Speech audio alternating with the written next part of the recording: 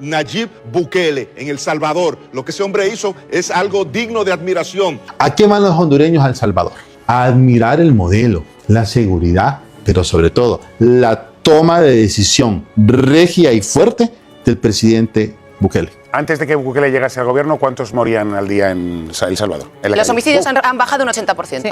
Desde que está Bukele, un 80%. Bueno, cifras. Por eso ganó las elecciones como las ganó en las últimas elecciones. Porque le reeligen. Nayib Bukele demostró y sigue demostrando que cuando se quiere corregir un problema en una sociedad, se logra, se hace, se puede, cuando hay voluntad, cuando no hay compromiso con el crimen. El Salvador y Nayib Bukele continúan estando en el centro del debate político. La gente mira lo que está ocurriendo en estos momentos en El Salvador y dice, ah caray, tal parece que sí, meter a los criminales en la cárcel sí funciona. Y esto se dice, la gente coherente dice, por supuesto, claro que sí, así funciona la justicia. Sin embargo, hay que recordar que venimos de tiempos de políticos que controlaban nuestras naciones y nos decían cosas como que para enfrentar a los criminales deberíamos aplicar el abrazos y no balazos. Normalmente se dice abrazos, no balazos. Deberíamos reinsertar a criminales despiadados, sanguinarios, darles otra oportunidad, que no utilizáramos la fuerza del Estado, mejor amor, comprensión y ternura. Esto estaba pasando en nuestra región. Si los trata con violencia, responderán con violencia mayor. Amor.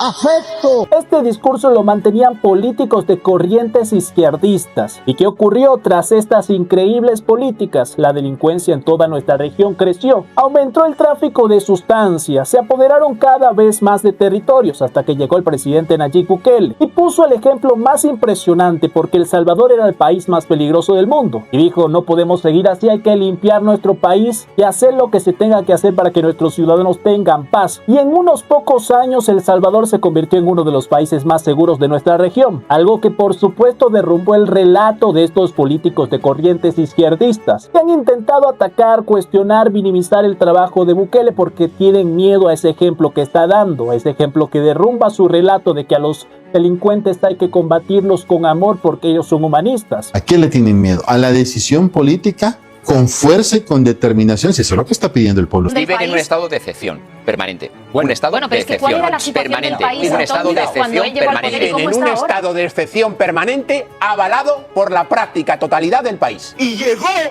Nayib Bukele. Es un gran presidente. Lo es, ¿verdad? Sí.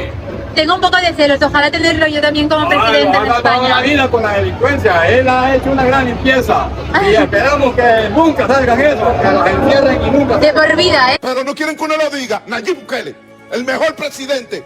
Ese sí resuelve este país. Y efectivamente, señoras y señores, esta gente, por supuesto que no quiere que uno lo diga, porque así los mismos ciudadanos de sus países están pidiendo que se aplique un modelo como el del presidente salvadoreño, se limpie el país, se dejen a un lado estas políticas fracasadas que no consiguieron nada de tratar muy bien a los criminales. Ellos están buscando la manera de justificarse, porque ellos no hacen lo mismo que Bukele, porque Bukele es muy malvado, es autoritario. Que gana con el 80%. Los críticos sí.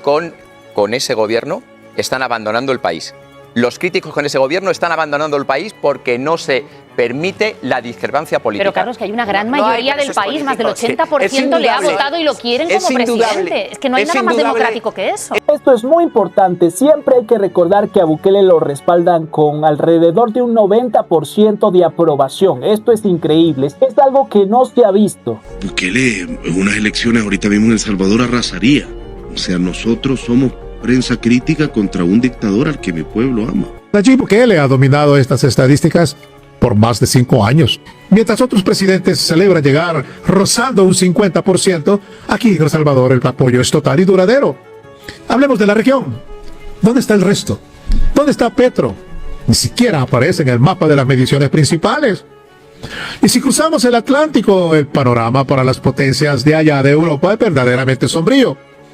Miremos a Pedro Sánchez, de España, el ejecutor más fiel de las agendas globales y prácticamente criado de Soros, apenas logra sobrevivir con un raquítico 38%. Esa es la gran diferencia. En Europa y el resto de Latinoamérica, los políticos están en modo supervivencia. Pero en este rincón del mundo, en este hermoso istmo centroamericano, se está escribiendo la historia. Ese 94% de Nayib Bukele no es una casualidad, mis hermanos, no. Es la prueba de un pueblo que ya no acepta mediocres, y que ha encontrado por fin a un líder extraordinario que indica claramente un norte bien definido para el país. Sin embargo, los expertos, los periodistas, las ONGs están simplemente replicando el relato de esta minoría. Minorías que, por supuesto, muchos de ellos representan la familia de estos criminales despiadados que están allí pagando, mucha gente que vivía de la extorsión, de los crímenes, gente que lucraba con la sangre del pueblo salvadoreño y gente que perdió rotundamente su negocio. Esto es importantísimo de resaltar porque cuando vemos las opiniones que se resaltan en estos medios de comunicación de prestigio, cuando salen estos intelectuales, estos expertos a dar su opinión de El Salvador, replican solo la opinión de ese porcentaje. ¿Qué pasa cuando se le pregunta a la mayoría del pueblo salvadoreño quien ha decidido democráticamente que se siga este camino? Dicen que las Naciones Unidas van a venir a sacar al presidente Bukele del gobierno acá en El Salvador. Pero las Naciones Unidas no han elegido al presidente Bukele para el gobierno, o sea, no lo pusieron ellos. A Nayib Bukele, quien lo puso en el gobierno, fue el 97% de salvadoreños. Que les quede bien claro, 97%.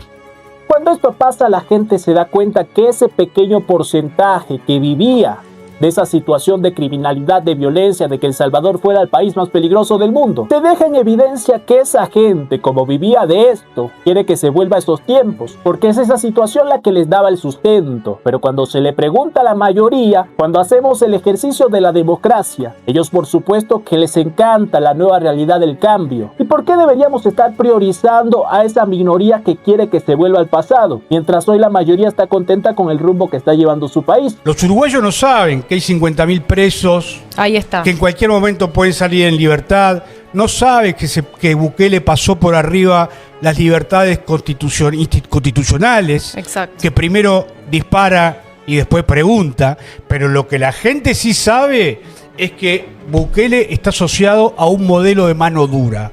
Y esa mano dura es la que hoy mucha gente está apoyando. Mientras esto pasa, mientras toda esta gente, medios de comunicación, todas estas organizaciones globalistas atacan a Bukele, le dicen dictador, que es un peligro para el mundo entero, la gente hoy puede disfrutar a altas horas de la madrugada en espacios donde era impensable. Mientras la gente disfruta en estos espacios, señores que por supuesto no quieren que este ejemplo se vea en el mundo entero, que se replique en sus países y se demuestre que con mano dura, metiendo a los delincuentes a la cárcel, se soluciona ese problema que tenemos todos en la región. Como a ellos no les conviene que caiga su relato, bueno, inventan mentiras. Tenemos el caso de esta señora que dijo que en El Salvador, por tener tatuajes, por ejercer la profesión de tatuador, vas a la cárcel. Señor, nos pidieron las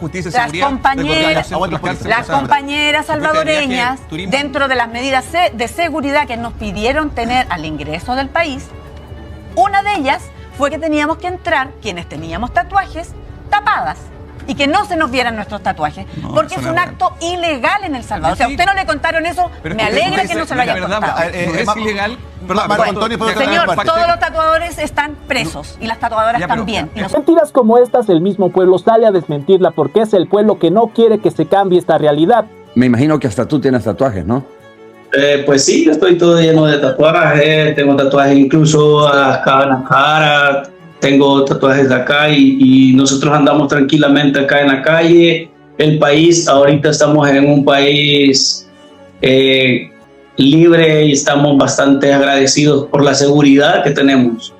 Perdona que te pregunte eso, si tenías tatuajes, pero es que de repente dije, de acuerdo a lo que dijo esta señora, pues Gustavo debería estar en el secoto. La minoría quiere que se vuelva a los tiempos de antes que le permitía lucrarse de la sangre, pero la mayoría quiere que esto no cambie, que sigan por este camino, que El Salvador sea cada vez más seguro, que El Salvador crezca. Y por supuesto yo creo que lo más coherente es escuchar a la mayoría del pueblo salvadoreño. Es que me encantaría llevar la contraria, pero la realidad es que hoy en día la gente vive tranquila en El Salvador y por eso se le elige democráticamente. Porque incluso algunos de estos periodistas que replicaban este relato de que Bukele era muy peligroso y estaba metiendo a la cárcel a inocentes, ya están teniendo que admitir que el cambio es innegable.